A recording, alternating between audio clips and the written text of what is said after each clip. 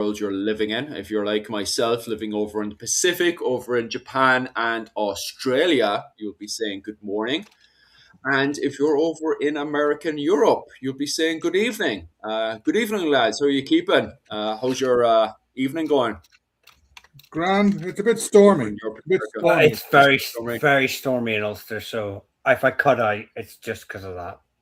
Is it that bad over there, lads? Yeah. Well, where I am, it's bad. I'm, Like, I'm Yeah. in Dublin, and here since I live in Kerry, here it's just slightly blustery. But I think all the Dublin people are going, "Oh my God, it's terrible." well, I live on a small peninsula that's like 3 miles wide, and I've got the loch Yeah. on one side and the Irish Sea on the other. So yeah, I think we get it from both sides. To be fair, like. Fair enough. And it is Easter weekend. Do you have all your Slaughter lads? How are you Every keeping? now and again. How's the boys doing? How's I've Dennis this morning? I forgot to put chat on. Boys jumping around with us. I'm there turning everything on right now, to be honest with you, because I literally just connected everything up and just going around turning on the monetization, everything right now. Oh yeah. I have How's to do that. Dennis keeping? Hi, How's Dennis. Kevin? Hi, Stephen. Storm Dave. And, Yeah, that's the guy. Is that the name of it, Storm Dave? Well, Dave stopped Yeah. my kids from doing an Easter egg hunt today, so. Yeah. All right. I think Storm Dave is a funny name for a storm. You know. I think they've given up at that stage, did they? Well, they cancelled it. They cancelled it was up in a place called Bangor in North Down, and everyone just got a sort of message on Facebook saying it's cancelled. And to be fair, it was the right call because it was pretty bad. Like it still is, but they killed my day, so I had no idea what to do with the kids all day. So it's just been me and the 3 boys just stuck in this little house. Poor I'm feeling very, very, very drained right now. Yeah, that's all right. And Owen, how's your weekend going? Well, it's the weekend. I've been in the medical places all week, so it's going okay. I'm going back to Kerry tomorrow for a rest. Yay. Good. Did you buy any Easter eggs, Owen? No, but my wife probably did. I hope. It's funny because allegedly, according to, well, at least in medieval Europe, but supposedly in medieval Ireland as well, because during the 40 days of Lent, you weren't allowed to eat any eggs or meat during those days. You would have a build-up of both rabbit, chicken, and also the eggs. But supposedly in medieval Ireland, I don't know how true it is. You guys can correct me about this one, but the children were left to protect the eggs during those 40 days.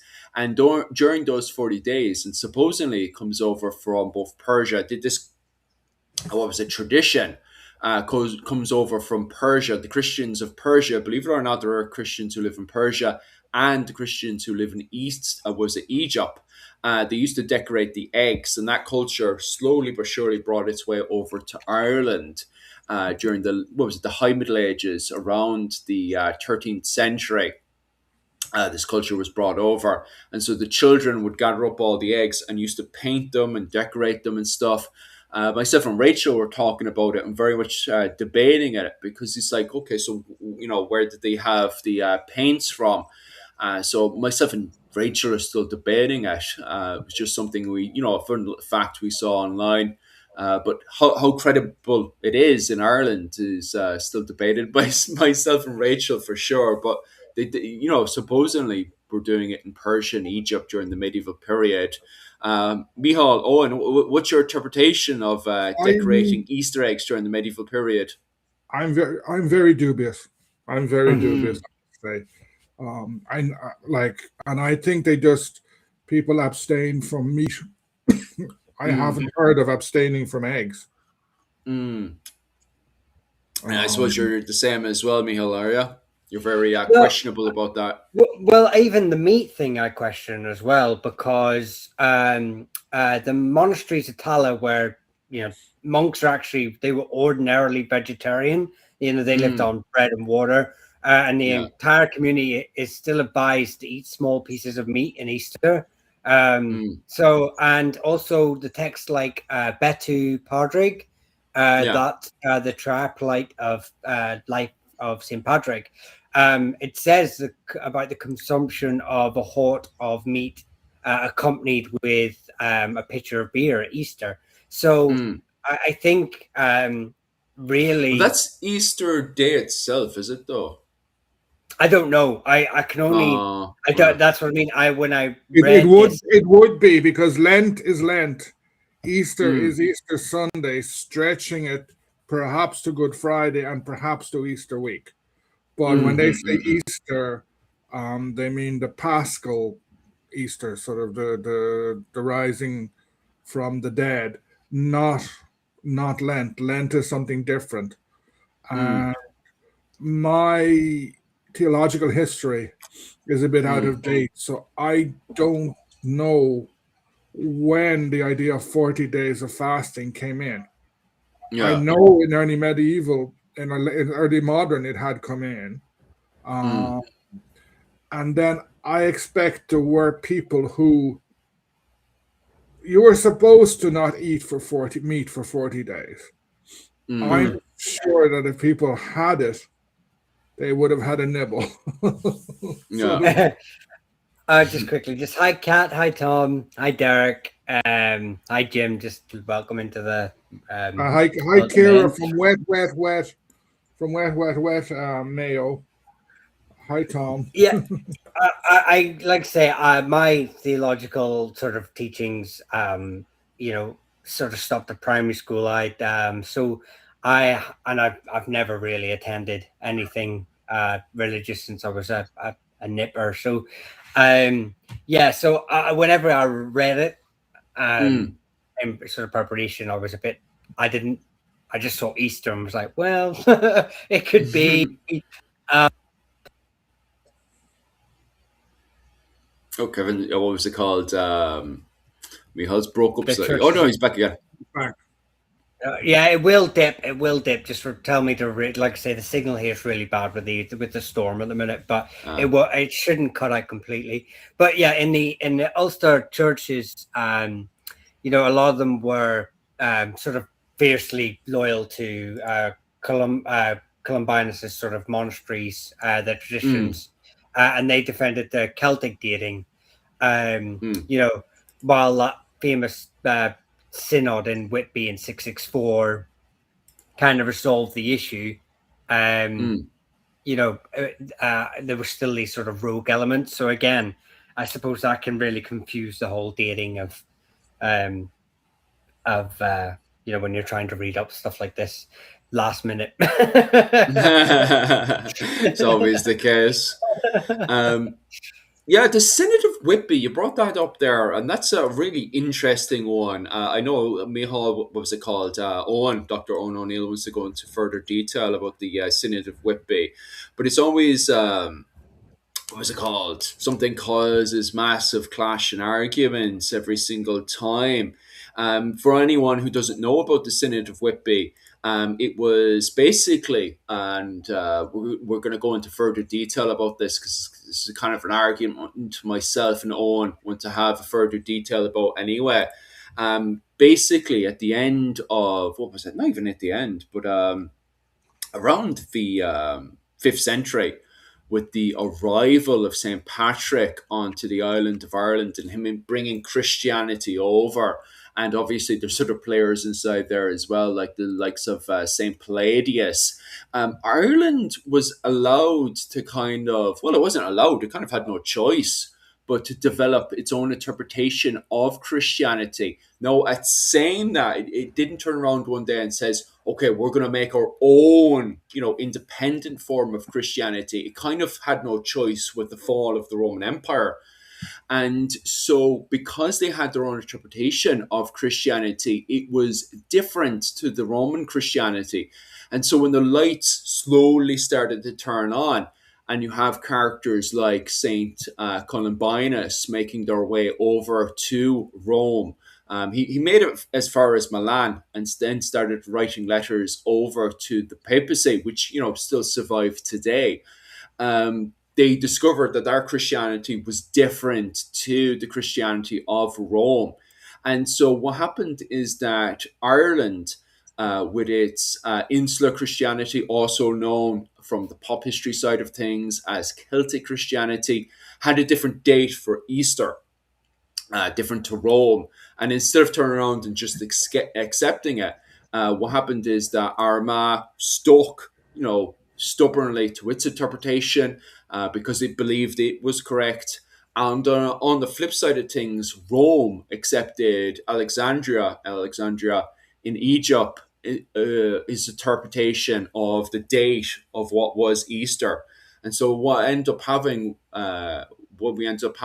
was a huge argument between Rome and Ireland, which was eventually brought up at the Synod of Whitby in 664. Yeah, 664 But to add to AD. that, Iona didn't obviously still conform to Roman Easter until 716. So even after Whitby, they still. Oh, he's gone. Yeah, he's Which coming in and out. Owen will dismantle that in a second. But Adam Right. has said there about, if you look back at history, we read about Viking Scots, and then after a couple of years, English missionaries came. Actually, we have a long connection with monastics and priests from Anglo-Saxons. There was an Anglo-Saxon monastery set up in Connacht. And I think it was around Roscommon. And then obviously we have connections with Lindisfarne and Northumbria, even a king. I can't remember the Anglo-Saxons' names, a king, but very briefly, Northumbria sort of national religion, shall we just say, was Celtic Christianity before he was deposed by, I believe, a cousin or a son and a nephew or something like that. But so we have a long connection with the British Isles or the Britain. One thing, just while since we lost him again. Oh, you're back. Yeah. Like I say, it'll only be a second or two. But yeah, long connections of cross community working together. So yeah, it's not as dry cut as these sort of invasion groups sort of imposing their belief systems on us. It's a lot deeper than that. Yeah, I just like, first of all, I hate the term Celtic Christianity. I'll come back to that. Yeah, but yeah, go on. We all do. In relation, it's a pop term, Yeah, go on. Yeah. In relation to Synod of Whitby, it's not that there always was a Roman Catholic or a mainstream dating of Easter. There were many datings of Easter. Yeah. Because Easter starts off, if you actually read the Bible, from my last religion class would have been 1985. So the Holy Week is set. It's set during Jewish Passover. So Easter, if you look at it, coincides with the Jewish Passover. Yeah. When the Catholic Church becomes an official church, the official Church of Rome, there are, if you look at it, there are lots of different calculations. And first of all, the church says, "Oh, this is a bit of a awkward thing having Easter the same time as Passover. We can't have it at the same time. Yeah. Let's change it." And everyone says fine, but it's extremely difficult because dating Passover, I don't know how it's dated, but it's got something to do with full moons, with the moons. So they have to date Easter, and you have a version in Alexandria, you have another version in Rome, and then another version in Rome, and then another version in Rome. I think the official Roman one only starts in the 6th century. And then the Irish monks kind of I think they had less to do, less politicking than the ones in Rome. They sit down and they calculate scientifically, as much as you can use the word scientifically in those days, and Mm, say this is the actual date of Easter. And mm, like I've read a lot about it, and it is it's bloody complicated, and I don't mm. understand it, but I think probably the Irish monks were more correct. Yeah, Yeah, the it set was Dr. Damon Bracken. That's his field, and he said it was correct for them. Sorry, Miho, what were yes, you saying? no, yes. Can you hear me? Can you hear me? Am Yeah, I? Yeah, I can hear you. No, no. I thought I still had it on mute. Yeah. It was something to do. It was an older 84-year cycle for Easter with the Mm, Irish version. But it's funny you're saying about the Rome arguing. It was actually the Bishop of Paris at Whitby who was pushing for um the more Romanized standard, and it was Bishop Coleman of Lindisfarne who was arguing for the Irish sort of calendar, and mm, actually he resigns rather than conforming after the mm, Synod of Whitby. He decides that he won't conform with the Roman sort of. It just came to me when I was talking about Lindisfarne earlier. I could not remember the guy. So yeah, but Coleman was the Bishop of Lindisfarne, um, mm, and yeah. So again, it's just uh, um, shows the sort of who's involved in that synod, um, mm. and who's pushing for what. So, um, and then I believe that's the individual when he resigns. It's a Saxon bishop who's put in place, yeah, and that's when they start to go back to the original sort of Roman standard. Um, but yeah, like I said, but even then, Iona still held out for another, well, at 664. I can't do the math, but seven yeah. sixteens when they But happy Easter. So I think one thing that gets forgotten a lot when people talk about Celtic Christianity, Synod of Whitby, is Mm, that the Catholic Church is extremely good as portraying itself as a unitary church. That's what the name Catholic mm. means. Yeah. Whereas if you look at it, if you dig deep, the Mm, Catholic Church includes a huge range of churches.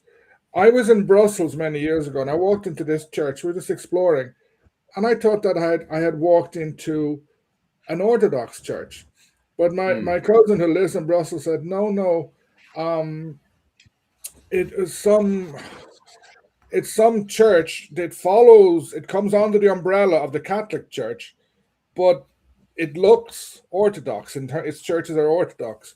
The mm, Armenian Church, which is it's probably the oldest Christian church, I think, in terms of that has continued on, mm, comes under the Catholic Church. But if an Irish person wanders into an Armenian mass, they're probably saying, "What the hell is going on?"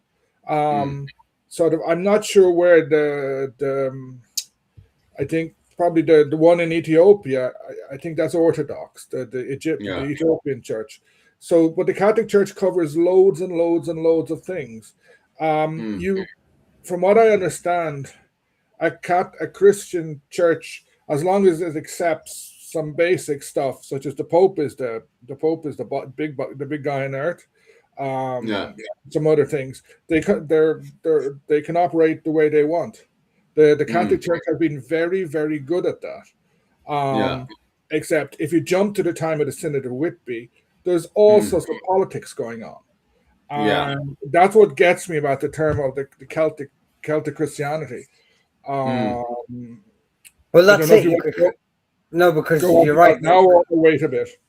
Yeah, no, Well, it was sorry for cutting in there, Mihal, but the important thing, and it was Dr. Damien Bracken who always brought it up, was the letter that Saint Columbanus had written to the Pope in Milan. Just around, I think it's 604, he writes a letter. He goes all the way from Ireland, Bangor, wasn't it? He went from Bangor all the way down to Milan, and then he wrote a letter to the Pope from Milan to Rome. And in the letter, it's a big, massive letter. You can read it online. And in it, he says that Ireland is although it has its own interpretation, he basically says it still drinks from the what was it called? The source of the water, basically saying, hey, look, we're not a completely different religion. We're still Christians. We're not pagan. We're not anything else. We're still pagans, and we still drink from the source of the water, because at the time they didn't have terms such as Roman Christianity or Celtic Christianity. To them, they were all Christians. And so when he's saying we all drink from the source of the water, he's basically saying, hey, look, from a modern interpretation, he's saying that we're all Roman Christians here. In Ireland, we don't recognize ourselves as anything else. So, yeah, I completely agree with you. The reason why today, the terms Celtic Christianity or insular Christianity, they're all modern terms to basically simplify the conversation when we're studying things, the differences such as in haircuts or in what was it called? The dating of Easter. They're all kind of insular interpretations that we got because of that development we had from the arrival of St. Patrick around 436, going all the way up to around 604. And even a little bit further still up to the 12th century, because of the fact that we, can't go on a phone call and say, hey, Pope, what are we doing today? It's not until we start having the reforms of the church in the 12th century that everyone starts to align themselves with what's going on with the papacy inside of Rome. Yeah. Yeah, the church in Ireland has always been, I think Tom there he says, I'm a Maronite, we're in communion with the Pope. The Irish church was always in communion with the Pope. The idea of Celtic Christianity really only dates from the Reformation for two reasons. First of all, you have Calvinists, especially in Scotland. They have this idea, the Irish church way back when under St. Patrick, etc., was Calvinistic, was Protestant. Then it got corrupted, and got brought under Rome. And now with the Reformation, we're returning it to its true thing.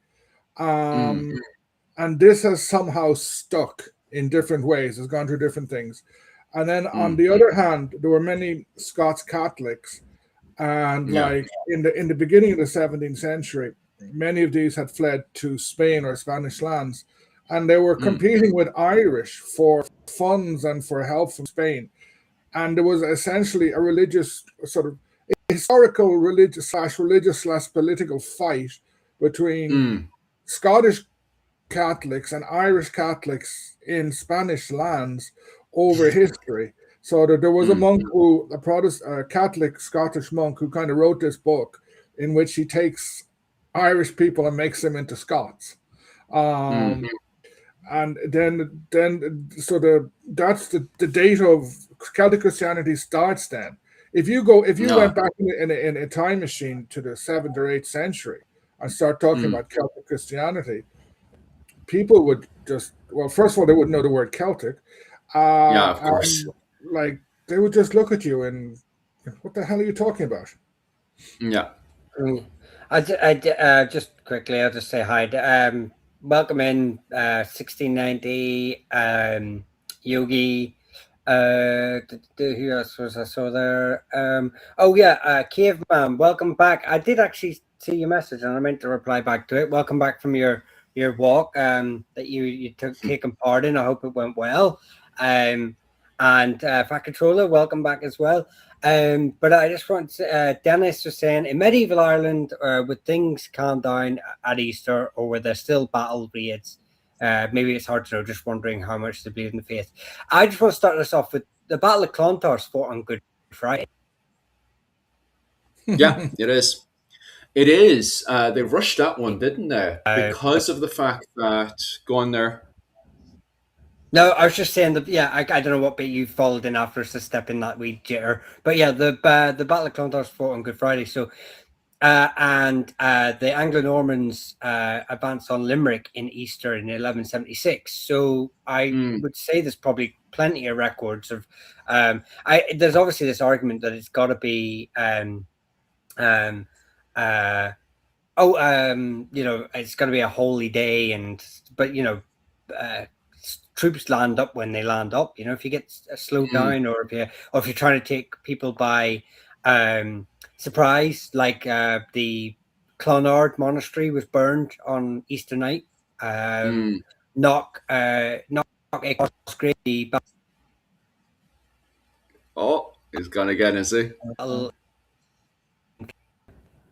The Battle of Knock Cosgrave was fought in 1464 on Easter Tuesday. So yeah, there's plenty of examples of religious days being used for battles.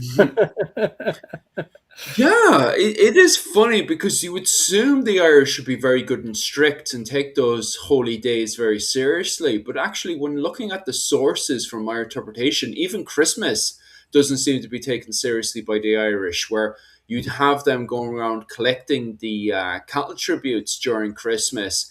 And yet, it seems to be a show of force on Christmas in the dead of winter if somebody wasn't paying their full tribute around Christmas, New Year, to suddenly pop up and attack their settlement on Christmas Day for that cattle tribute. Owen, what's your interpretation of what's it called? The various Tuat attacking each other on holy days. You'll find that all across the world, all across, like there's in the First World War. In 1914, some soldiers, I think English and German especially, I'm not sure about the French, spontaneously start singing carols or something to each other. And then the higher ups go, stop that, kill them. No, you cannot be playing football if that happened. You cannot be stopping to fight today. There are many sieges, for example, that go on for many months and sometimes years. A siege would not stop for Christmas, would not stop for Easter. And sometimes, I'm sure if you look through medieval history, you're going to find a record of a battle that took place on a holy day, and one side all got communion and they got fired up by a priest, etc. And then on the other hand, in many places, people they would kind of go to mass once a year, if even that. It's only with the Reformation that first of all the Protestant churches start constantly, you have to go to mass, so they don't use the word mass. You have to celebrate, you have to follow this thing very strictly. And then the Council of Trent brings in something. I think since the Council of Trent, a Catholic theoretically has to go to mass once a year. Sort of, it's good. Like, there would have been some priests, most of them, especially in Gaelic Ireland, would have been, let's say, traveling priests. Though from like the 14th century on, there's more monasteries being established. And if you were a lord, you would have access to priests and you would go to mass more regularly. But it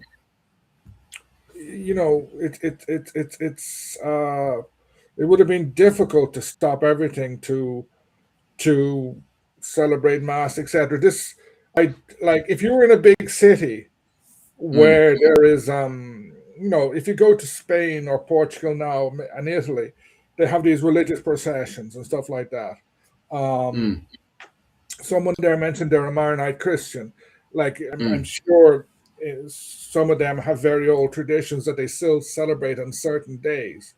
But at the same time, other things continue. Normal business continues. Yeah, like I say, 789, when Clonard's burned on Easter night, and they take the relic of the staff of Jesus. It's there. I mean, you don't get more sacrilege on such a day that for it to actually happen. So yeah, like you say, I think war and practicality sort of get in the way, and religion sort of put to the side until later, and then they can confess about it later. It's that famous joke, isn't it? I was a Protestant. It's very interesting because although we do have meetings that happen everyone at least 4 times a year within Celtic society or Irish society, so on and so forth. Those monastic settlements are quite interesting in the early medieval period because of the fact that they're just those churches, monastic settlements, they're so small in the early medieval period. It's not until we go into the High Middle Ages and what was it called? Construction with Romanesque style comes into Ireland around the 12th century with the likes of Cormac's Chapel. That churches start to get much more bigger, like we have here with the Rock of Cashel. You can't see Cormac's Chapel here. But it's not until we get Romanesque style that comes into Ireland that churches suddenly start to get bigger. Because at the time, and people need to know this, churches were tiny. You couldn't fit a whole community in there when you're having various meetings and assemblies. Sorry to interrupt, but at the same time, you had much, much more of them. So yes, it's true. So Christianity in most of what was the Roman Empire, it was based around an urban society or a society that had a large urban element. So it was easy to create a parish and therefore parish churches, etc. Ireland, no. You have in the century, maybe 2 centuries after Ireland becomes Christian, you have an explosion of monastic sites. Most of these monastic sites might have had 6 people, maybe 10 people. A big one might have had 20. They were small sites. Many of them were people fleeing the world. They were not like for example, St. Kevin. Glendalough becomes a massive site. They call it a monastic city. But if you look at the stories about St. Kevin, he goes into the wilderness. And there's one story that he's meditating. No, I don't think they use the word meditating. I think he's standing in the lake meditating, and he's so still, etc., that a bird lands on him. That's you have to take these stories with a huge grain of salt. But you go to Skellig Michael. That is not a political center. It can't be, because it's bloody difficult. Even nowadays, it's difficult to get to. It's a rock in the middle of the ocean, and you have to climb up 1,000 steps to get there. But they wouldn't have had mass the way that we do now, because of this. Those churches were very small in the early medieval period. You couldn't fit an entire community to it. There were loads of these little churches. Where I live, because it's never fully been developed, there are monastic settlements everywhere. But most of these were kind of turned inward. They may have had mass a couple of times a year, but that would have been an outdoor thing, or in a wooden church. Because the first churches, when they do excavations, there's a site, Cahilan or something. It's in South Kerry near Kells, and it's one of the oldest church sites in Kerry. And it started off as wooden because they found the post holes. And I think if you go to any church site in Ireland, you'll discover that it started off as a wooden church, and then 100 years later it becomes something stone. But most of them are tiny, and then towards the 10th, 11th century, if not before, the majority are abandoned. And then you have the growth of dioceses and then parishes. It's related to Malachi and the reforms that were going on in the church. Because I assume they would have worked exactly the way that shrines would have worked, because this is a thing now. Now, the difference between a temple and a church is that there are buildings that you go inside of. A shrine, on the other hand, is a place. They're kind of like outside temples. Outside kind of outside churches, places of prayer.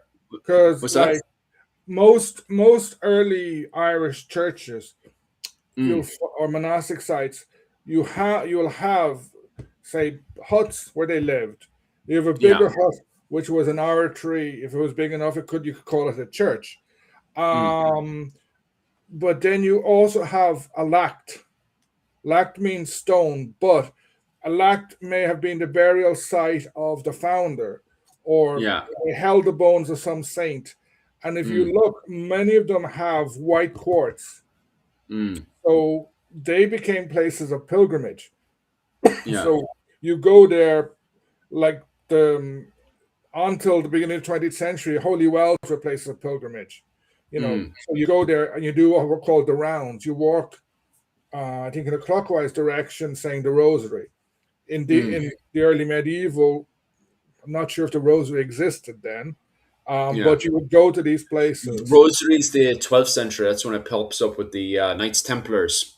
Because I know that because the Buddhists actually, Buddhism actually mimics the Knights Templars. So Buddhism doesn't have their chants until around the 13th Okay. century, which is very interesting. Okay. Um, Well, then they were yeah. saying some other prayer, but it was the same thing, walking around in a circle, praying, and a Yeah. lact. The picture behind me is okay. My it's very slow. That's Lact Fiannon. It is so it is there's an Ogham stone there, and until the late 19th century was a place of pilgrimage. And again, there's a lot of white quartz around there. It's up the mountains Yeah. in Kerry. People went up there on certain days and prayed. Probably there would have been a mass celebrated, but there Yeah. may have been so many people that if you remember, to throw in the life of Brian, isn't there a scene Yeah. in the life of Brian where Jesus is doing the Beatitudes? Yeah. And Yeah. then Yeah. the guys in the back, and they're getting it all wrong. Yeah. No, meditation and meditational chants were around since 300 BC because that's in the Buddhist literature that we have meditation and meditation chants. And then it's so strange when you're looking at literature to do with Jesus Christ. He also does meditation and chants as well, because remember, he goes off to the desert. I remember the comment section was saying as well that he goes off to the desert for, what was it, 30 days or 40 days and 40 nights out in the 40, desert. 40. 40. Yeah, so he goes out to the desert for 40 days and 40 nights, which is so funny because it fits in with Buddhist literature as well. And the reason why there's so much influences between Christianity and Buddhism is because they're on the same trade routes. So you see them overlapping a few times because the same thing happens back over to Buddhism with the chants to do with the Knights Templars. For example, the Rosary. You have a massive influence from the Rosary of the Knights Templars that, the way that prayer then goes back and influences Buddhism as well. They end up getting their own version of that chant as well because it's so kind of the way they're chanting together in one rhythm is so kind of catchy that the Buddhists end up making their own interpretation of it that goes back into India and goes back down that route as well as far as Japan. So there's always that kind of overlap there. So yeah, there would have been a much more earlier form of it by the time you get up to around the 6th, 7th century when they're doing their rounds and pilgrimages and stuff. Yeah. There's a question at 2110 from Kevin Donovan. Can you talk, or you've already thrown up something about St. Bridget? I've seen that Donovan's one, and I saw this one, and I thought they kind of relate quite well. So can you talk Bridget on the topic? Can you talk about St. Bridget and how she transitioned from a pagan to a Catholic icon? I can talk, but she didn't. It's the opposite. She's Catholic Christian, and only at the end of the 19th century, and especially 1980s, 1990s, she becomes a pagan. There's no evidence. There's no evidence for a Bridget goddess in Ireland before Christianity. Like, people talk about the fire, but the fire that only appears in Giraldus Cambrensis. There is Bridget, or names somewhat similar, mentioned in Cormac's glossary, I think it is. But that's much, that's like 12th century. Yeah. Saint Bridget dates to the 5th or 6th centuries. Yeah. And there is evidence for historical Bridget. Mm. The, the the idea of a pagan Bridget is a very modern invention. Yeah. It's people's imagination going wild, I find, with the connection to York. And there is a goddess called the goddess Burgundies. And York and Dublin kind of always had the same kind of trade routes. So there is a possibility that Kildare, before the 6th century, may have had some kind of similar goddess from York, going from York then over from the Isle of Man and then over to the Kildare area. But there's no evidence of that, Yeah, is there, Owen? the problem is we know nothing, almost Mm. nothing about pre-Christian Ireland. Yeah. Sorry, we know not almost nothing about Iron Age Ireland. Mm. Like, if you go back to Neolithic, Yeah. we have the passage tombs, Mm. and you can, from all of these massive, amazing passage tombs, Mm. we can work out a lot about that society. They Yeah. disappear from our DNA. Mm. There's no writing. We do not know what they call themselves. We do not know what they call their gods, but we kind of know what's important to them. Mm. In the Bronze Age, you have lots of stone circles, stone rows, many of which are aligned. Like there's one near me that's aligned with the lunar stanza, which is a 37-year cycle. Mm. So again, we can figure out a lot about what they want. For the Iron Age is the dark ages of Irish history. Mm. We know almost nothing. What Yeah. like there are things we can. Crumb seems to have been important. There Mm. are mountains seem to have been important, like the Paps Danu, probably Croagh Patrick, and various other holy mountains. There's a lot of cairns on top of mountains. Mm. Um, the problem is we have a interesting literature. If Yeah. you dig through this literature, you can find good stuff. Mm. Except the Victorians and 20th century people, they messed everything up. So using translations of translations of translations, they created a fantasy uh, pagan, Irish paganism, Mm. which has really, really messed things up. Like Yes. Maeve, if you look at the history of Tara, there's a great book came out on Tara, and Mm. they dig through the sources. Maeve was connected to Tara. The Yeah. royal sites, the royals, our best connection to Iron Age paganism is the royal sites. Mm. Tara, Rathcrogan, Cashel. The Cashel, because of its history, is harder.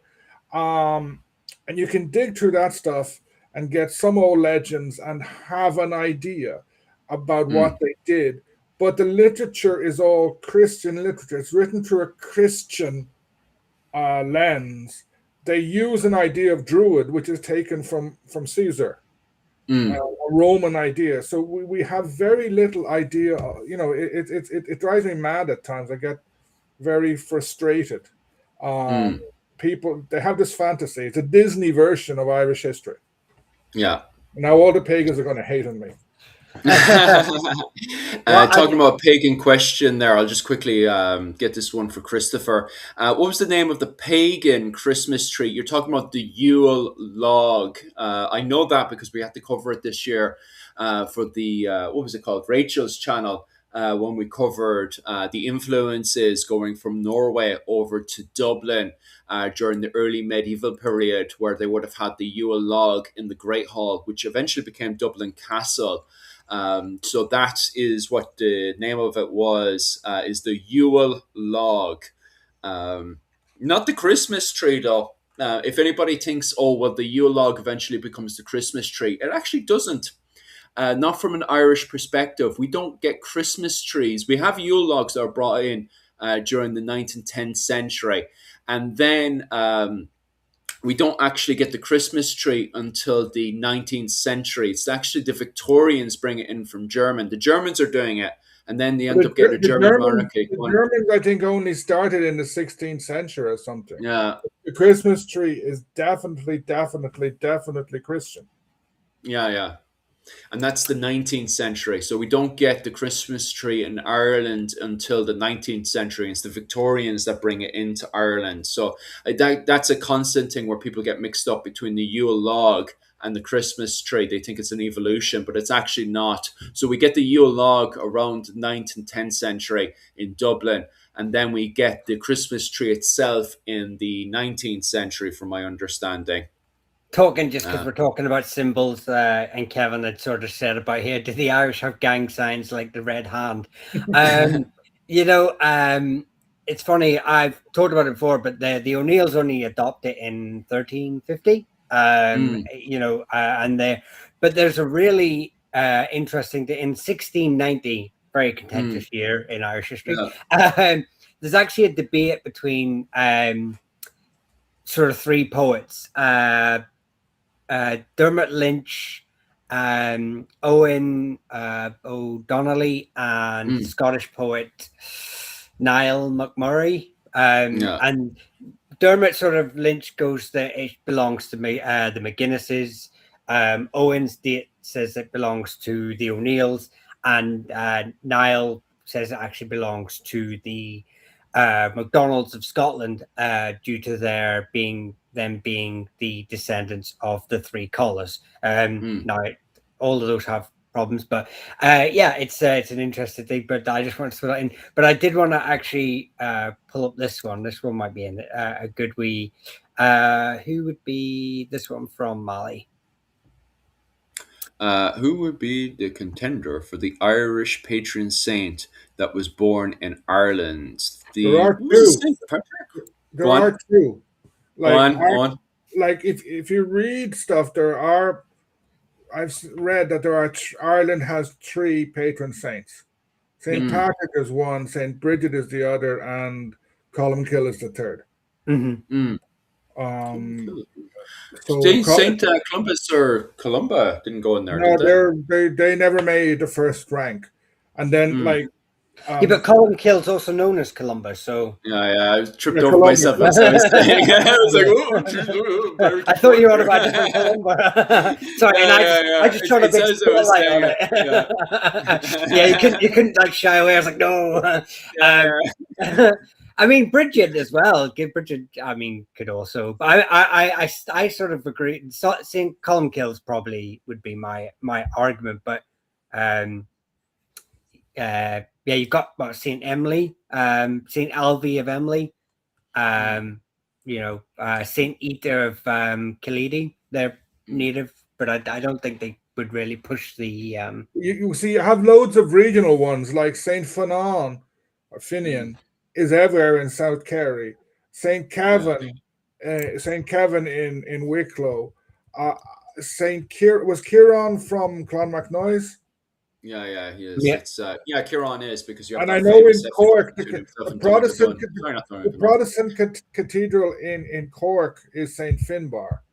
Yeah, and I know nothing about Saint Finbar. Saint Finbar, huh?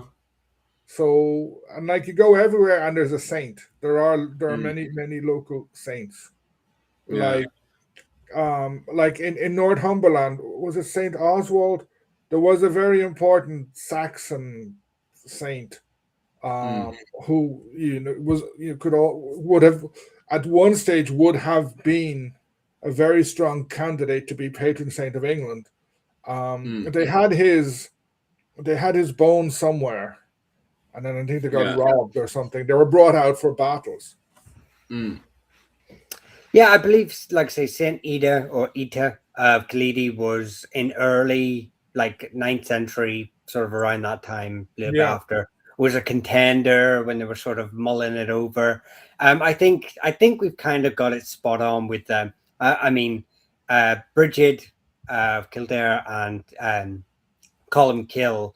I don't think you're really gonna. I think they've kind of got a spot on with those sort of the triple threat. St. Patrick, I don't know. You know, Armagh did a lot of work to get him in the position where he's in. So, well, Dennis, in fairness, Saint Finbar is actually a funny one. I'd love to go full steam ahead with Saint Finbar, but the problem is our main academic down in University College of Cork. What was it called? Dr. Damien Bracken, who's probably Professor Dr. Damien Bracken at this point now. Tripping over myself. I mean, Professor Damien Bracken at this point, I'd have to look it up because I'm over in Okinawa right now. But he has actually argued that Saint Finbarrs may have not existed, that it probably was just a cult because Saint Finbarrs, when he appears, his cult pops up left, right, and center. So there may have been an original source for Saint Finbarrs, but his existence in Cork may or may not have happened. That it probably was just a cult of Saint Finbarr that existed in Cork at the time, and that's why we know so little about Saint Finbarrs. I think he was just given, wasn't he? Just given a land in Cork to study. I know nothing about him, but it sounds like Damon is, if he's a professor in UCC and saying that Saint Finbarr did not exist, is living dangerously. Yeah, I take it, but I'll take his word for it. Like Saint Brendan is another one. Yeah, and debated if he was real or not. Was it? Well, I think Saint Brendan, there is a strong, like, there is strong history for his existence. Oh, right, yeah. There's Tom at 2147. He makes a very cool comment. I'm going to bury myself in a passage grave on my hill up back, getting a permit to make a family cemetery on my farm. I just to annoy my family. And although I know it's not historical, I've told them I want to be put in a little Viking ship and one of them has to fire a burning arrow. My mother wants the same one. Oh, Jesus Christ. You'll annoy all the Viking historians, though, because they actually argue that never happened. Because if you look at Viking burials... I just want to annoy the people I leave behind. You'll have to comment. The comment section will go on fire now in a second, quite literally. I want to make them work. Because they'll probably all miss. Do you know what? I'm all up for Tom's suggestion because, and it's very in keeping with Irish history, because we've always recycled religious places, burial places, ceremonial places as new waves of people have come in. And so, yeah, I think that's a great idea. People who may argue that it's some sort of sacrilege or disrespect, but we have a long tradition of recycling these sort of places. So why not? If you can get the permission for it, go for it. Well, I mean, in England, there's something like that exists. This company, they've built sort of an underground kind of version of a barrow, and your bones, or I'm not sure if they cremate you first. You go in there, like, and they've done so well that they're building a second. Fascinating. Saint Ciaran. Who is this guy? Owen, can you expand on who is Saint Ciaran, if you don't mind? Hold on, Saint Ciaran. 1 second, I'm getting a blank. Where was he from? Because there's so many saints. He was the one that was up in Cullum. I'm sure he's the one up in what was it called? Clonmacnoise, wasn't he? Yeah, that's it. The founder of Clonmacnoise, and I think he was the teacher of heaven. Yeah, was he not meant to be supposedly pre Saint Patrick as well, as a claim by Clonmacnoise that he's pre Saint Patrick as well? No, shouldn't he be around the what was it called? The 7th century? No, I'm sure there is a saint of and it could be tradition, but I'm sure. I thought it was Saint Declan in Waterford who. Yes. Pre-Patrick. Thank you. Yes, I've conflated the two. Thank you very much. This is the problem. We have too many bloody saints. Yeah, Saint Ciaran is one of the 12 apostles of Ireland. And he's definitely post Patrick. Hang on, but who Saint Corcoran? Who is this guy? He has a holy well, which Corcoran is the Irish saint. I mean, there's a Saint Corcan, or sometimes Saint Cronin. Well, this is the one up in what was it, Clare? There's this, I can't remember where he is. Where's Well, he's up in, what was it, Clare, up around that region. well, I know he had a site up in the only reason I know of this St. Cronin is because there's a monastic site literally just down the road from me, Nendrum, on Mahi Island. It's beautiful, we say. I would highly recommend it if you're ever in on around the Arts Peninsula. That's dedicated to him, but I don't know if he's associated with the site. Like, this is the thing as well. Saints, their support moved. Different people would adopt the saints from different regions, but also saints are often known for building churches, but they often built more than one. So and sometimes in multiple locations. Whether that's true or not, as in, like, we never know if they truly built those sites, because there's a lot of oral tradition based around them. But you can just see how a saint's following, how their place of worships, they can be scattered around the island, and also families. It became another reason that Owen had sort of touched on this. It actually became a bit prestigious to have a saint associated with your clan or king group. So you would sort of jazz up the dealings of your family who had dealings with the church. Maybe he was a priest. Suddenly, next thing you know, he's a martyr. And related king groups in the area would sort of massage the history a bit to make it linked to them too. So St. Kieran could be linked to Clonmacnoise, but I guarantee he has other sites scattered around the island. And there's two. I've just checked. There's two St. Kierans. That's another problem. There's St. Kieran the elder and the younger. Clonmacnoise is the younger, but like the patron saint of South Kerry is St. Fionn, and like Skellig Michael is associated with him. The church island in behind Wardville associated with him. There are, I don't know how many St. Finian's Wells and other small churches associated with him, but there's at least two other St. Finans in Ireland from more or less the same time. It gets very, very confusing. And one interesting we haven't touched on, what is a saint? No one's asked that. What is a saint? Because nowadays, when people think of saints, they think of people who are canonized. There's very, very strict rules nowadays to make someone a saint. But in the past, saints are saints by acclamation. Like the apostles, Peter, Paul, Matthew, Mark, Luke, John, none of those are canonized. St. Patrick is not canonized. Columkill is not canonized. Bridget is not canonized, but they are popular saints. So I think basically someone founds a monastery, they die, they're buried, their burial place becomes a site of pilgrimage, they become a saint. And like the names survive, we know nothing about them. Others are pure inventions, like in Valencia where I live, the patron is called Darerca. She is supposedly the sister of St. Patrick. Yeah. There's also a Darerca up in Loud. But St. Patrick didn't have a sister. At least he didn't have a sister who was in Ireland at the same time he became a saint. But somehow or other, the folk tales have created a St. Darerca. And I think there's even a church. My brother lives in Kilcock in Kildare, and there it's St. Coca or something like that, sort of, which for Brazilians and Latin and like sort of Latin language speakers, it kind of means Saint Cocaine, as in a slang. Yeah.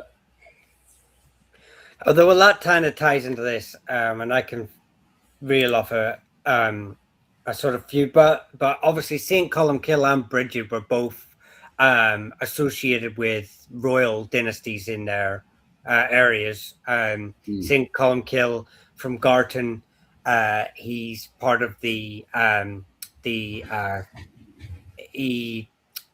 part of the wider Neil. Ken O'Connell, wasn't he? He was Ken O'Connell. Yeah, Ken O'Connell. That was the one. I couldn't remember. I had E. Connell in my brain. I couldn't get the Kennel to come forward. Yeah, and I can't remember Bridget's Kildare lineage, but Cheers. both are, like I say, associated with royal king groups. I think there was a Moel Finnear of Brega.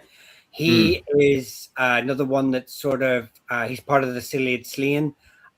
He's another one that's sort of associated with, and then Saint Enda of Aaron is I think chose to abdicate his throne and decided to go on a pilgrimage to Rome. So, and then there's Saint Kevin is another one. I can't remember his, but he comes from a sort of. He was definitely a noble, as far as I know. Yeah, I mean, but also some were localized cults as well. So, like so, Turlock y Breen kind of had a wee bit of a had this sort of cult following. You know, in parts of Munster, there's records that he sort of sainted. There's Finsketa of I can never remember. He's the king of Connacht anyway. He has a cult following in the when he dies in the 9th century, middle of the 9th century. He sort of has a cult following. So you know, there's sort of these and that they're sort of like sanctified locally, as it were. Like Saint Mora of Fahan, who seems to have existed because I think the National Museum in Dublin has his staff, and I think the London Museum has his bell. He's the patron saint of the O'Neills, or he did become at some stage. He's where the Kenalowan originates from in Inishowen. Saint Bridget. Yeah. Saint Bridget. She's an interesting. All right. What was it called? The comment section just highlighting that Bridget's father was supposedly a chieftain. She was supposedly, wasn't it? Her father was the Ree over in Leinster, which directly translates to king. But he had an over king over him as well. I do wonder if at the time but that Leinster branch. There's different stories about her. She's a druid priest as well, isn't she? Like the daughter of a druid priest, and you know, and her mother may have been a slave or a concubine or something like that. So, sort of. That's the problem with many of these. The story, like if you look at the stories of Saint Patrick, like just getting rid of not the fish, the other yolks, the snakes, and the toads, but everyone forgets about the toads. That's all inventions hundreds of years later. But at the same time, it would make sense for her father to be a member of the nobility in Ireland to get the position that she did in the 6th century, to be the head abbess of Kildare at the time, in my opinion. Possibly, because it was something new. Yeah. If you like, she's in the first wave of Christianity, and the Ireland becoming Christian wasn't like a switch. Yeah. You know, Henry VIII in 1530 something says England is now Protestant. Yeah. It took them. England is only, especially north of England, is only fully or 90% Protestant 70 years later or something, and that's with a big repression. So she's in the first Christian wave in Ireland. Most nobles and most noble women are probably not concerned with joining this new religion and becoming an abbess. Jump ahead 200 years, and probably it's like someone from a noble family that's a good position for them to have, but not at that time. Yeah. Here's a good one from the lovely Dwayne Fitzsimmons. So Dick Patrick's first convert surely he has a feast day on 29th of April. Surely he is a saint. That's a funny one. As Owen was highlighting there, just because somebody is a saint in Ireland doesn't mean that they're canonized as a saint in Rome. So it does, as Owen was expanding on there, like what's the difference between an Irish saint that they recognize in Ireland and a saint But that's recognized in Rome? they are recognized saints. They're not canonized. Mm, I think yeah. canonized Irish saints, you have Saint Lawrence O'Toole, Saint Oliver Plunkett, and I Mm, think there's a more recent one. I think in the last mm, decade there's been a third one. So, like the number of yeah. official canonized saints you can count on one hand. But Mm, the Catholic Church recognizes Saint Bridget, Columkill, mm, Kieran, Declan. It recognizes them. The canonization is something from the late Middle Ages. Yeah, yeah. and no, sorry. Go ahead. Go ahead. No, and it just like I said, it again ties into local local family politics as well, because obviously after that, you know, the Edicon, who are the descendants of Dicu Mac Trickham, are they use that sort of influence then for like the 7th and 8th Thank you so century much. to sort of expand Mm. their influence. You know, they're acquiring like nearby churches and stuff like that. So they're certainly in a localized area, but you think from that area. Actually, I was a bit cheeky there. Mihal, I was actually a bit cheeky there. He actually is recognized by Rome. He kind of sneaks into the Rome. Rome go off and recognize a whole load of saints in There you Ireland, go. which is weird because I don't think Saint Bridget is recognized in She is. Rome. She But is. Dicky actually is. She Oh, is. she is. Is she recognized in Rome? Right. Yeah. I thought it was. What was it? Maynooth University highlighted that Bridget of Sweden is recognized by Rome, but what was it called? Rome didn't recognize Saint Bridget as a saint yet, from my No, understanding. she's not a canonized saint, but she's a saint. She's Yeah. as much of a Oh, okay. saint Yeah. as Saint Paul, Saint Peter, Saint Andrew. I think Saint Mm. George. But I I think think Saint George got pushed out. They decided he didn't exist. Um, Jesus Christ, what happened there? and Saint David, like you know, Mm. But I think Dicky is recognized by a saint as a canonized saint by Rome, and his feast day is on April no, 29th in the Roman Catholic Church. not canonized. Not he's a saint, Mm. but not Right, canonized.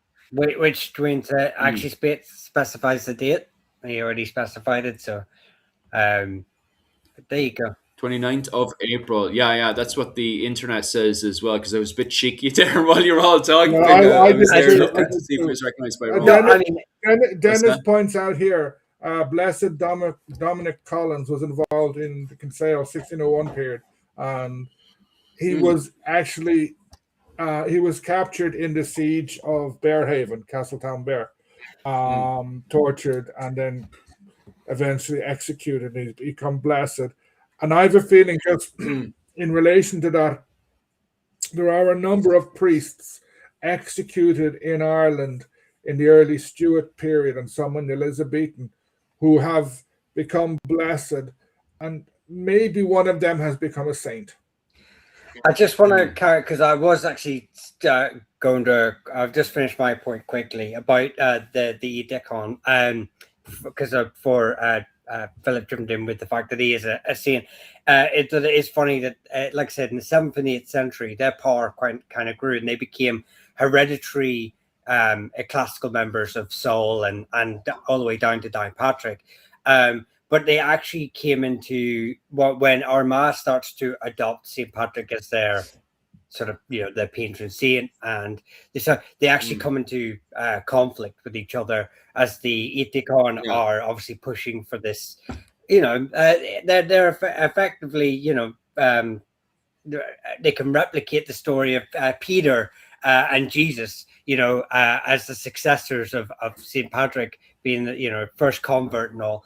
Yeah, that they're eventually they're kind of quashed by Armagh. They obviously have bigger supporters of Armagh, but yeah, it's an interesting period on history, especially with saints and politics. Someone mentions about slaves building monastic sites for the saint. I've lost contact there. I think yes, there were slaves, but most of the monastic sites are so small. They were probably built by the monks who lived there. Because if you look, the ones that have been excavated, they know it starts here. There were two huts and a wooden church, and eventually, 100 years later, they become stone. But there were 6 or 7 people. There were no slaves. I think most of these guys and women, because some had women, they built the stuff themselves. So I think you have to be careful with the idea of slaves in Gaelic Ireland. Yes, there were some. There definitely were some in Saxon Ireland, but I think most labor would not have been done by slaves, and especially the building of early monastic sites. When you're talking about, for example, building Cashel, I have a feeling most of that would have been built by, on the one hand, skilled masons. Yes. There's a huge amount of skilled work. There might have been some forced labor. I know that guy, Blind Boy, who does that podcast, which I'm not over fond of. He had this show on RTE, and I just saw the ad for it, and he just kept talking about slaves. I think that he's one of the rubber bandits, isn't he? Yeah. He's one of the rubber bandits. I don't understand. I don't think he's a good historian. Yeah, he kind of butchered what a lot of the academics were trying to say, and he kind of ran away with the whole slavery thing. The problem with himself is that he has a very modern interpretation, and he's not even a fan of medieval history. Like on none of his social media pages, he very much supports modern interpretation of Irish history. But he doesn't seem to be like, I've gone through his list of what he supports and doesn't support. And for somebody who went off and made a documentary on Irish medieval history, he doesn't support any of the medieval historians, which is very funny, given that he had a lot of them on his, on his little documentary and stuff. But he seemed to have gotten what he wanted, and then seemed to have ran from a very modern interpretation, because these days, obviously, we have to have, and I know I'm going to get into trouble with this for everybody, but the kind of white guilt, because it's popular, going, oh, well, I'm a white person, I must feel guilty for my roots. And I know both the right side and the left side are going to have their interpretation of that. But the problem is that you've got rich, wealthy people who want to jump on top of that with their whip and go, right, come on, let's get that whip out because it's the popular thing to do, instead of sitting down and actually understanding colonization, which is very frustrating for Asian people because of the fact that instead of having a deep conversation about colonization in places like Bangladesh and Indonesia, which did suffer from famines, you just have people going on about, oh, but we need to suffer because of various other things are kind of, modern pop history, instead of sitting down and understanding what is colonization. That's my little rant on it. But my point being is that they're kind of taking it more from a modern interpretation rather than sitting down and actually understanding the literature itself. I fully understand. There's a problem with Irish nationalism. Has this idea of Irish were slaves? They weren't. There was indentured labor. After a few years, you would become free, and many of these people then become slave owners. There's a huge misuse of sources. There's a historian in Limerick, Hogan, I think his name is. He does brilliant work on dismantling this.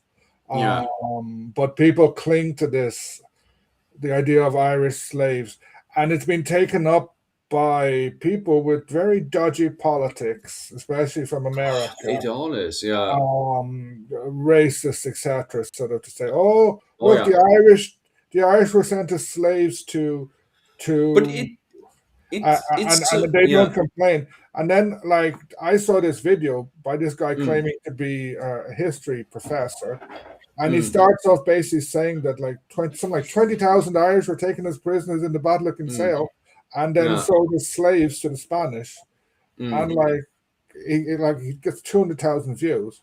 It's yeah. complete and utter rubbish. Oh Um, yeah.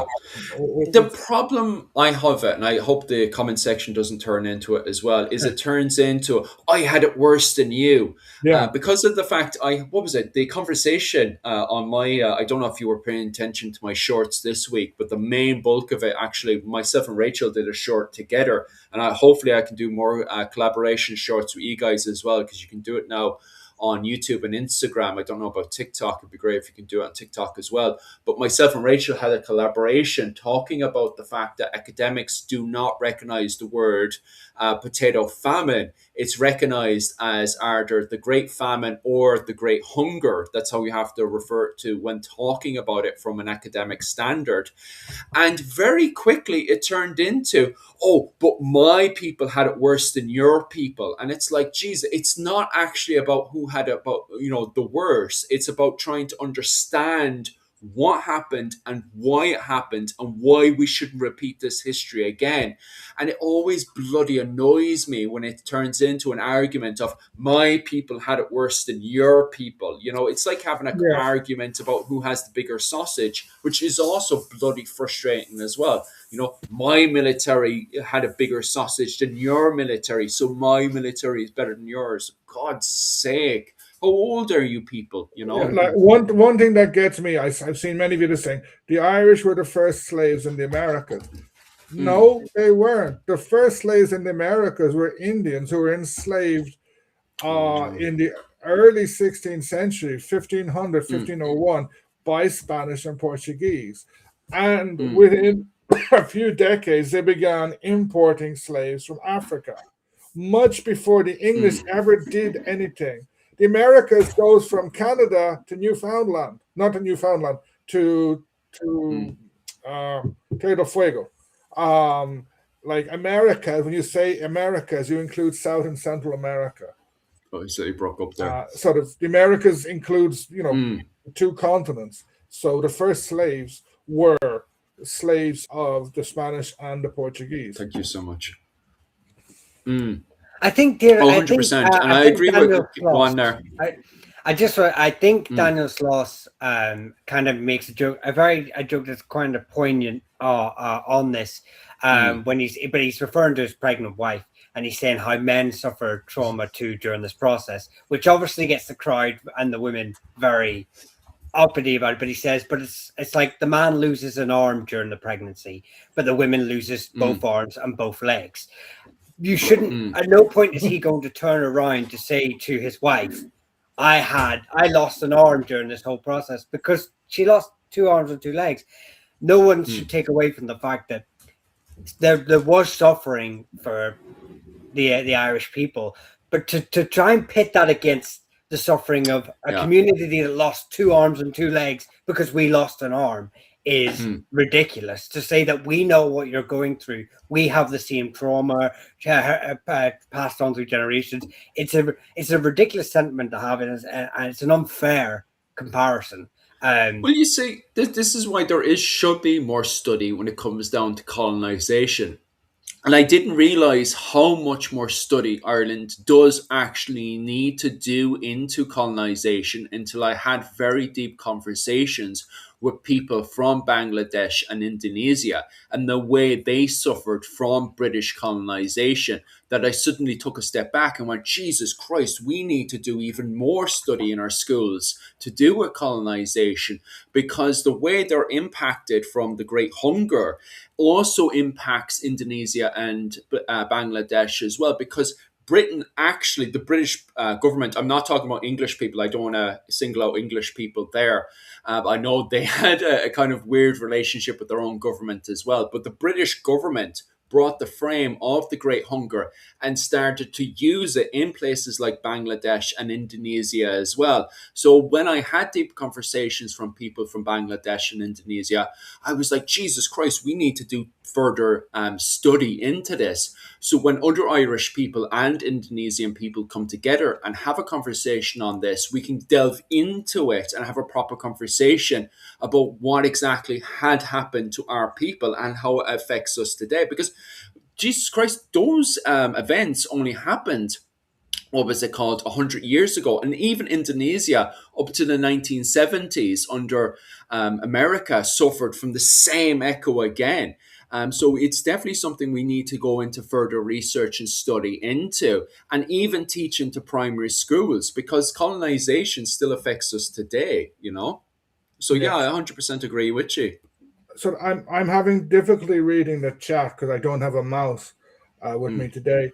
There are people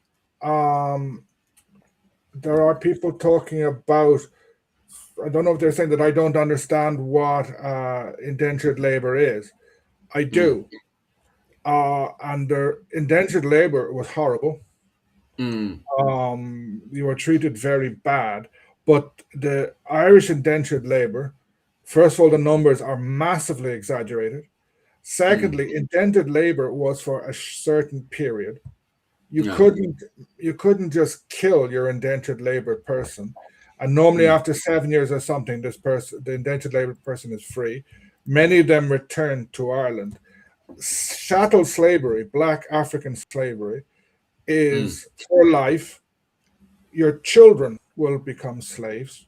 You are property. You can be sold. Your family can be split up. There's a huge, huge difference, and you can be killed. And the numbers and the sheer numbers that were, again, no, there are people who I think people just don't understand the sheer numbers and volumes that went through, and the how long the system lasted, as well, compared to how long the indentured servitude system lasted, like you say, I want to just keep referring back to, like, nobody's taking away from Irish suffering or the suffering of our ancestors, Michal, this is the problem I have now, because the conversation now has turned into, oh, I had it worse than you. They're both shite. And okay, like, if you're going to go into a who has the bigger sausage argument, what was it called? Obviously, if you look at the paperwork, slavery is worse than having indentured slavery. What was it called? Doing the indentured, however the lady pronounce it. Especially in the Caribbean and the tropical areas, the soldiers sent there by the Spanish, by the Portuguese, by the English, the soldiers and the first settlers, they died in their thousands. Like, sort of, Europeans going to tropical areas die. Like in the 20th century in Brazil, they began to build the Trans-Amazonian Amazonian highway, and it was known as the Death Highway because the people were just dying in their dozens. I think it was in the 1960s under the military regime. It just the forest has so many insects carrying diseases, etc., that the people died. Cleveland is asking something about. I don't think you understand how 3,500 men are the ancestors of the Appalachians, but what percentage of the 20K are? Who are those 20,000? I'm not understanding that. I'm not managing to scroll up and down the comments. What 20,000? And most Appalachians, Scots Irish, so many would have been descendants of people from the people who came into Ulster on the plantation of Ulster and then moved on. I don't think the Appalachians are descendants of indentured servants, because what is now the United States is settled much later. Most Irish indentured would have been sent to Jamaica, Montserrat, places like that. A few would have gone to Virginia, but not many. And as people have mentioned there about reparations, in my opinion, no one's personally guilty of the actions of their ancestors, but but people are responsible for how they respond to that history. So, you have to acknowledge it honestly. You can't ignore it. You can't defend it. So defending, glorifying, or refusing to sort of acknowledge past wrongs is a choice made today. So you can't just suddenly, you don't get to celebrate things that come from these horrific crimes and then claim that, oh, I don't, I'm not, I shouldn't pay for the crimes of my ancestors. Well, stop honoring the crimes, whether inadvertently or directly. Then these things have consequences of like a modern day consequences. And I think you don't get to claim that you are a victim of oppression in Ireland through indentured. I'm a descendant of indentured servitude, and then on the same hand, completely slap down the experience of Native, Indigenous American, African Americans, and other groups. As a just swan away because you're on a similar parallel. It's not right, personally, in my personal opinion. Probably going to get a lot of hate, but still. Well, people are going to hate you no matter what you say at this point, especially when it comes down to who suffered the worst or who has the biggest sausage, because even people who disagree with us in the comment section, it's just turning into, well, I suffered more than you, and it's like, oh, Jesus Christ, I don't care. I'm only here to talk about history. I'm not talking about who has the biggest sausage. It's the same thing when people start to talk about military history. It turns into a case of, well, my military force was bigger than your military force, so we had a bigger sausage. I don't care. Like, honest to God, I couldn't care less. I'm only here to talk about the facts of the history itself. Anyway, getting back to Easter. Hang on, Unless, I just want to, because this has come up with a couple of people. No, Appalachia, Owen's already covered it, and he's mostly right. It's Scotch-Irish.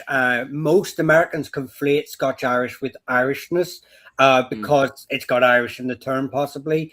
I don't know if that's, but actually most of them are of, like Owen, I'm just going to reiterate it.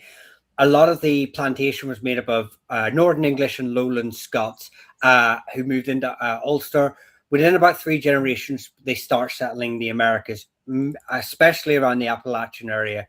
Now, these people didn't really marry outside of Ulster Scots plantation owners, planters, or undertakers, or anything like that. They married locally. Very few married into native Irish families. So the amount of Irish descent any Appalachian person would have would probably have come later through things that have migrations that have happened through that area. But the actual initial planting of the Appalachians was by Scotch-Irish who had very little to non-Irish descent. Just yeah. Happy days. Actually, jumping back over to Easter, and this is something I want to bring up as well. So, and then get Micheál and Owen O'Neill's interpretation of this. Whipping of the herring. Have you heard of the whipping of the herring before on Easter? No? Or yes? Sorry, say that again. I was getting notifications. It's called whipping of the herring, right? And I don't know if this happened. I know this happened in the 19th century, but I don't know if this happened during the medieval period. Whipping of the herring, as in the bunny, the whipping of the herring. Have you heard that before? The bunny.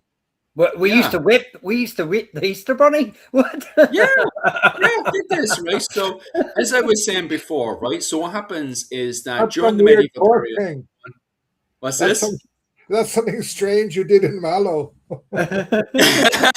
Probably, but no. Supposedly, this was done in Cork, and it was done in what was it called? But regardless, because you're meant to spend the 40 days. Staying away from all forms of meat in Ireland, what you end up having is a big build-up of meat going into the Easter feast, right? And so what the butcher would do is that they would have a parade in the, especially in the city areas, but it probably happened in the monastic settlements as well. I don't know This is only recorded in the 19th century, but I'm just interested, and I do wonder if this happened during the medieval period as well. But I have no sources to prove it. But I do wonder what you guys think. Is that they would get a herring and they would put it onto a spear allegedly, and then they would have a parade. And during the parade, the butcher would walk around to try to gather people up. He would put this herring onto a spear, a rabbit basically, and then he would march up and down, and basically a parade of people would start going behind him, and they would make their way over to his butcher shop or wherever he was butchering the meat, and they would slowly follow him. And as they were following him, they would get whips and palms or whatever they had, because you still have the palms from Palm Sunday, and they would start whipping the rabbit or the herring or the bunny that was at the end of it, or the rabbit or whatever it is, and start whipping it and start tearing it to kingdom come. And by the time they would get to the end of the parade or the river, they would get the bunny or the herring and they would throw it into the river. Now, I said that to Rachel, and Rachel said it makes absolutely no sense to her, because why would you waste good meat during the medieval period? But I do wonder, is it a case of, because during the the Celtic paganism times and stuff, you would have sacrifices to bogs and rivers. Is it a case of, it goes back to pagan times where you would sacrifice the meat into the river? Is that what it comes from? I'd say no. I'd say it's a much more recent thing.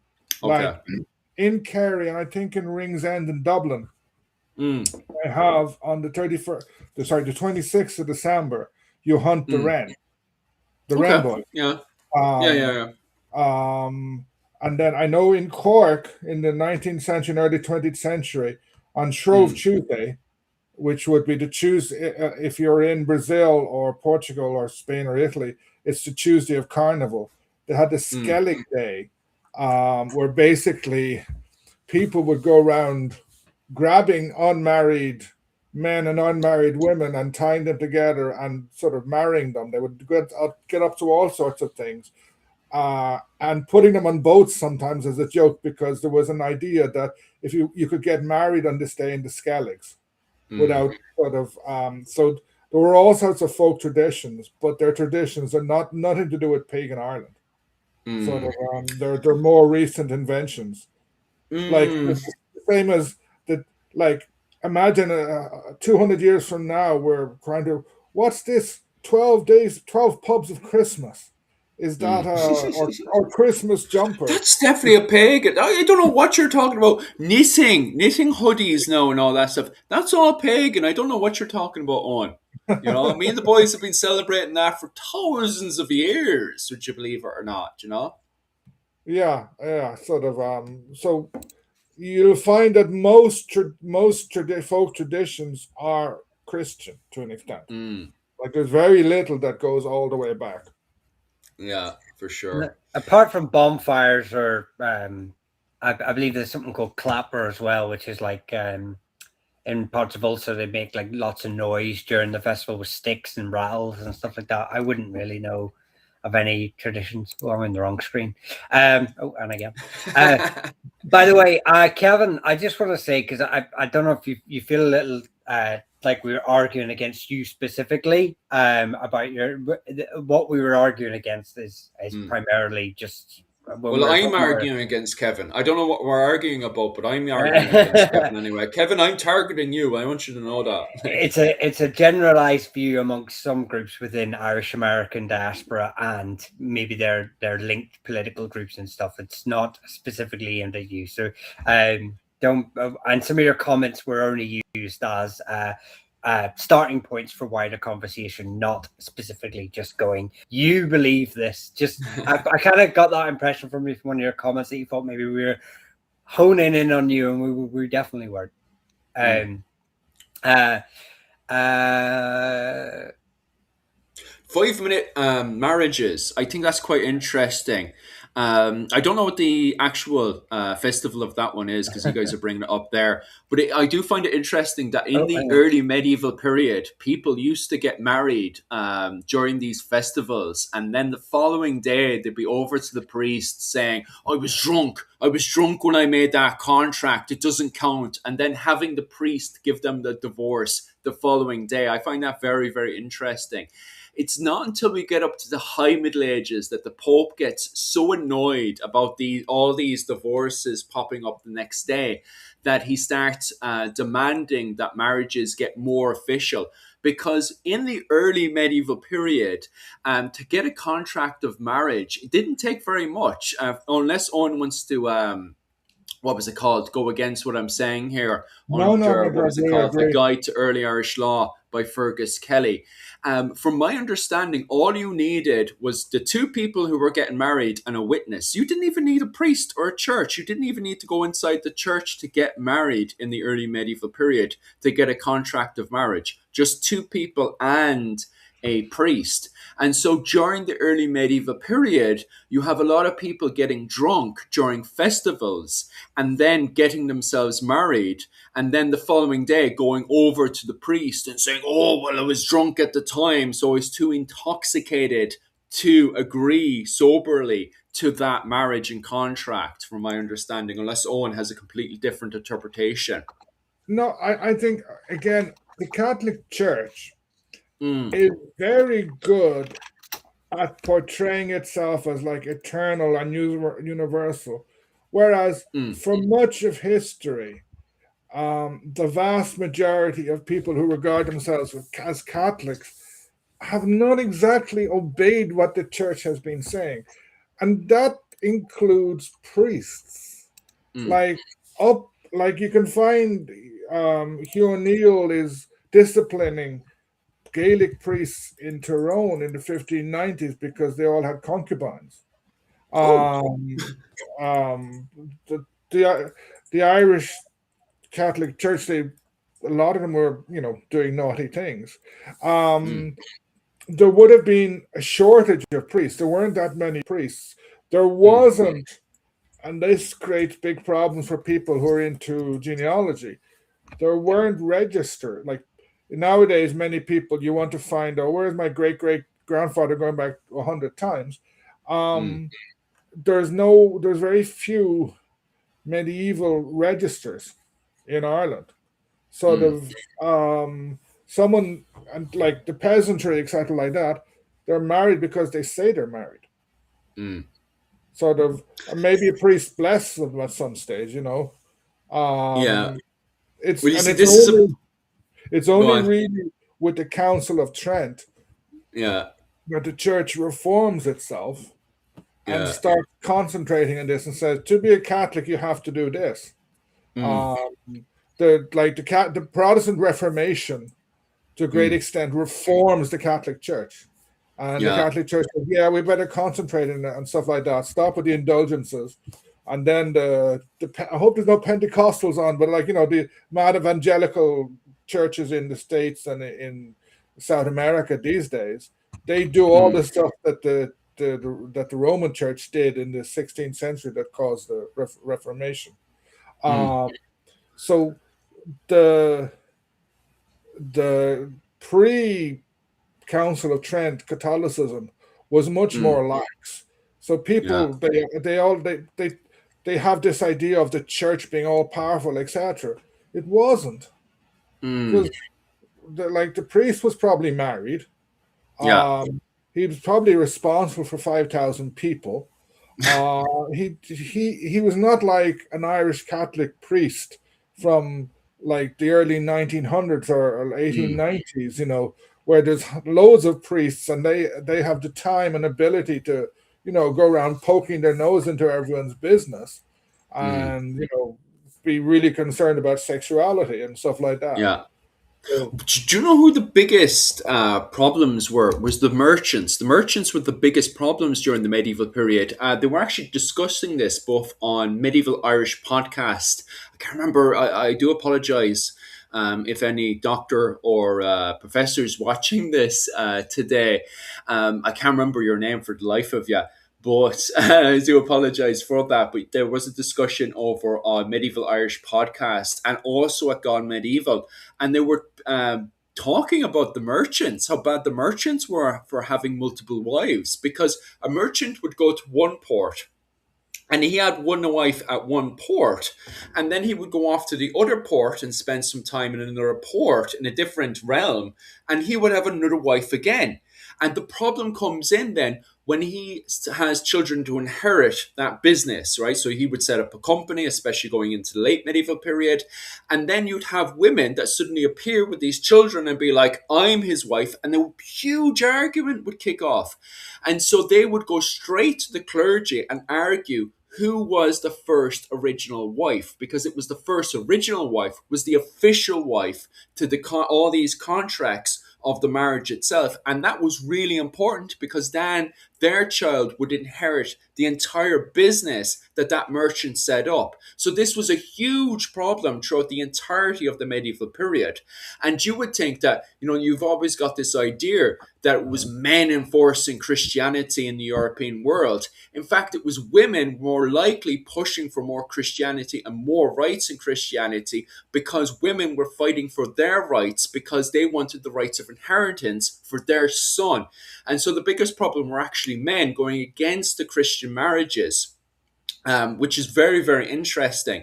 And it was a discussion that was popping up with, what was it called, over at Medieval Irish Podcast over on Spotify, and also at Gone Medieval, which covers more of the English interpretation, that this was a huge problem throughout Europe, especially with merchants having multiple wives during the medieval period.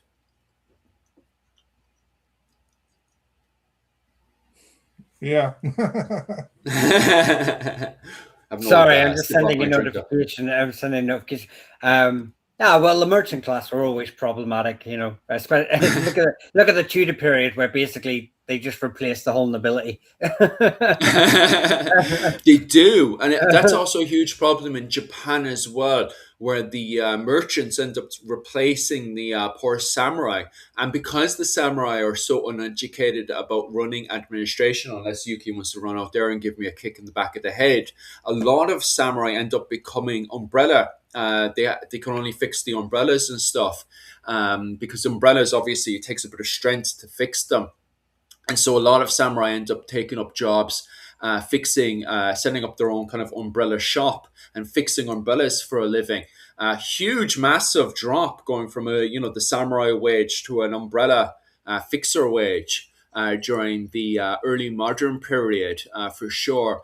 And I assume that's what happens over in England as well, especially since many of the English nobility that fought in the 100 Years' War and the Wars of the Roses end up owning lots of money to the merchants as well. So many of them ended up in debt and alcoholics as well, because they suffered from PTSD. So it was quite easy for the Tudors dead, yeah. So it was very easy for the Tudors to replace the nobles that were constantly rebelling against the main administration and replace them with merchants who were more kind of willing to work with the administration, especially when they were making a whole load of money at the time.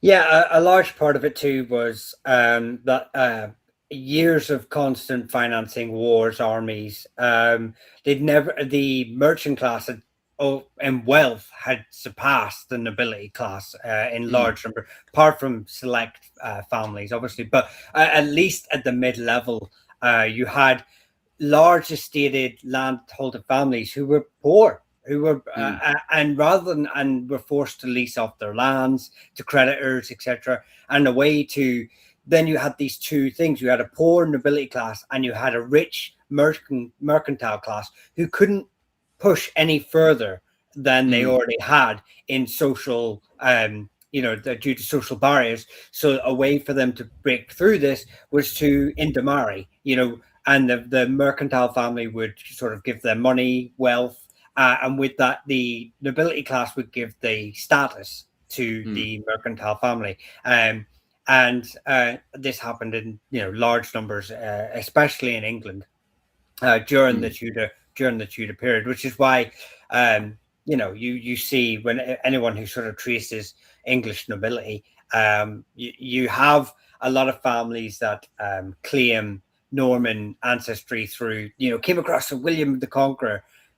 Actually, I think historians have only managed to track 12, I think it is. It's early double digits, maybe single digits, families who actually have a direct line to a Norman knight that came across with William the Conqueror.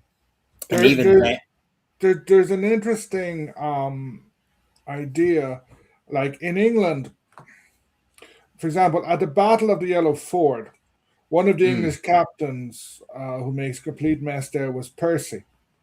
Now, Percy, his father was the Earl of Northumberland, I think. So was his grandfather. So was his elder brother. So was his great grandfather, going way, way, way, way back. But this Percy, because he was, I don't know, the third or fourth son, and because his father and grandfather had both been executed for by different tutors, is just a captain, and he's been led by a nobody who's Henry Bagnall. But if you look at Spain and Portugal, they have this idea. It's in Portuguese it's fidalgo, in Spanish it's hidalgo. It means son of somebody. So you can be of noble blood in English, but because you're the second son of a second son of a second son, you're not noble. In Spain and Portugal, you are noble. You mightn't have any money, but you're still a fidalgo or hidalgo. So like you have this blood, which creates problems because these people don't want to work. To keep their honor, they can't do manual labor. So it creates all sorts of problems later with the emergence of capitalism. But it means that if you are descended from someone who came over with Richard the Conqueror, or in the Spanish who was involved in Reconquista, you're always going to be. All your children are going to be. It's an idea that doesn't exist in English, but in a way you could say that in Gaelic Ireland it does exist, because sort of if you're the grandson of a Gaelic lord, you're always going to be a noble. Yeah, there's a very famous interaction in the English Parliament or British Parliament. It was quite late on between Spencers, who are Princess Diana's family, who I believe are actually descended of sheep merchants or sheep farmers. I thought you were going to say sheep, just sheep. Yeah. Well, far be it from me to quote where the British royal family comes from, but and I believe someone of a more noble status, hereditary status, sort of pulled up Percy and went, like when your family were herding sheep, my family were ruling Northumberland or whatever. And he basically turned round to this noble and went, well, when my family were being loyal servants to the crown, your ancestor was being executed for, for being a rebellious lord, basically at the Battle of Towton or something. It was just basically saying, basically, I've always been a loyal person, but come from a loyal family. Your family were upstarts, and so a bit of noble quip there, royal quip. But actually, I wanted to, and that's sort of touch on, since we're touched on this, I touched on this before, but random, did Wales do well with the tutors in charge? I can't speak for Wales. They were tutors. Oh, sorry, they were Welsh. well, I mean, they were highly anglicised, much like the Cromwells. But Henry VII and Henry VIII were certainly well aware of their apt tutor from Anglesey lineage, and because their ancestor, who was a Welsh seneschal, is inadvertently became attached to the royal family through marriage.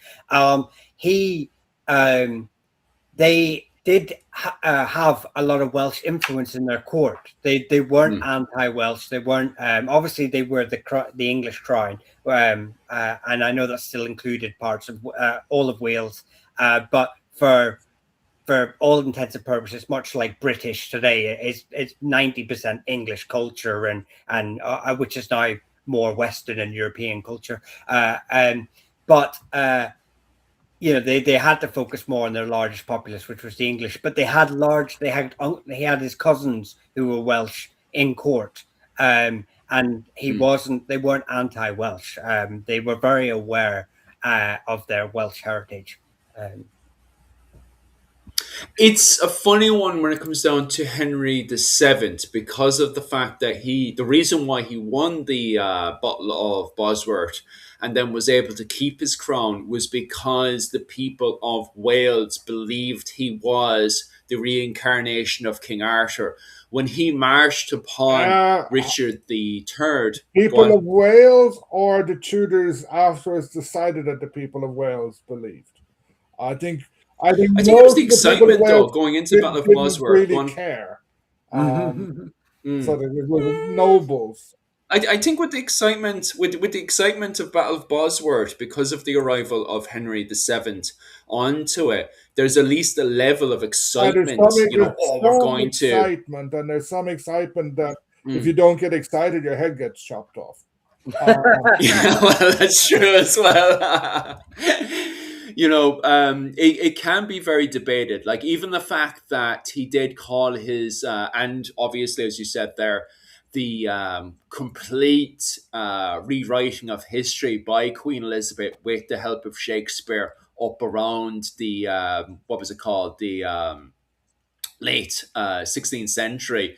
It's easy to make the counter argument there that it was all the rewriting of history. But at the same time, with the arrival of Henry VII going into the Battle of Bosworth, there is a level of excitement that, hey, look, this guy's pretty much the resurrection of King Arthur, finally usurping the Anglo-Saxons going into the Battle of Bosworth. So it's a funny one to even have a conversation about, but it's also interesting to also add the fact that Henry VII did call his first son King Arthur, so he even plays into that when it comes into the politics of naming his son at the time. It is definitely a funny one to talk about because the Welsh are so quickly to use that reference. And it's the same thing when you go into what was it called? The Edward the First, King of England, when he goes into Wales to crush all those rebellions, he straight away goes in to destroy as much as he can of Welsh link to King Arthur because of this whole idea of the Welsh coming in and usurping these Anglo-Saxons or even the Normans that go in there, that they're seen as just another bunch of foreigners. Would you agree or definitely disagree with that, Owen? I agree in part. Yeah. The Henry VII, Henry Tudor played up the Welsh thing to an extent. Henry VIII Mm. and Elizabeth didn't. They were Yeah, not I would agree pro-Welsh with that at one. all. Um, Mm. um, and afterwards, I think many Welsh writers they would have bigged it up a lot. Everybody was rewriting Mm. history in those days. Everybody Yeah. sort of Mm. like the story of King Arthur. It starts as Welsh, but Mm. it gets transformed by French or Provençal, like poets, etc., in the 12th century, and then it becomes something completely different. Mm. Like King Arthur, if he existed, the myth comes from someone who fought the English, whereas he Yeah. becomes in early medieval times he becomes English essentially. Um, and then Mm. the Henry VII founded a useful myth, and so his first son is called Arthur. I think his first son actually marries Catherine of Aragon and then dies because Mm. I think that's one of the arguments Henry VIII tried to use when he wanted to get rid of Catherine, that the marriage was not lawful because she had been married to his brother, Mm. Yeah. Yeah, he did. whereas at the time they said the marriage wasn't consummated. Again, that's outside my area, but I Yeah. just know that. So the Welsh thing Mm. is you have to be very careful with it.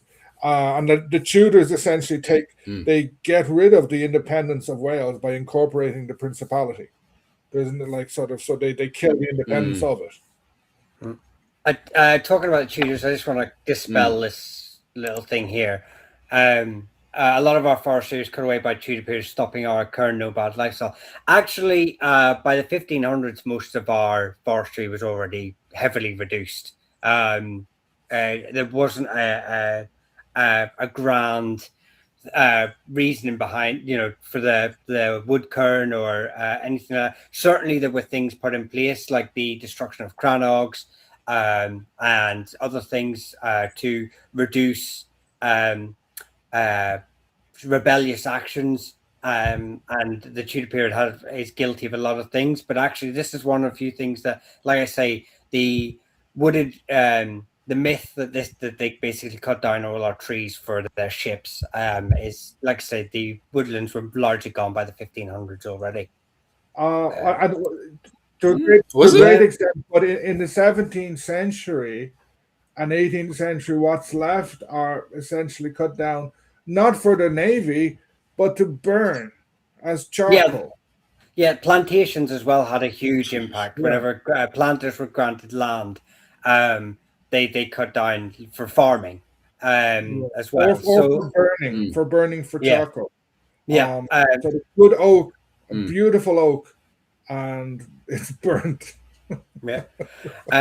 No, I know, and but like, and then what they replace it with is non-native species as well, which is why Fermanagh, you go to places like I went to Fermanagh along the locks, and one of the guides was sort of pointing out areas, the lovely lush woodland from the boat, but he was explaining that none of it was native. None of it was native trees, so it was actually quite harmful to the surrounding area. I think that we are sort of getting to the closer time. I do owe Davey a comment Yeah. here, and I think it's a suggestion for maybe next week. He had an idea that I was quite interested in. The um, what if Ireland or the Irish had won the 9 Years' War? I would really like to spend maybe the first part of our next live just sort of maybe dissecting a bit of the what if. Mm. David mentioned it, and I said I would approach you guys with the idea. I thought it was a great idea for a discussion.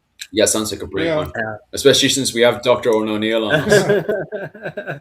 So I think maybe next week we can just we'll obviously go into normal clan histories, surname histories, other histories as well. Tonight we didn't really go into it, but we had so much to talk about with it being Easter. Yeah, that's it. But I think We went into saint histories in greater detail than I've ever I done. know. And then Which it was it what I was planning?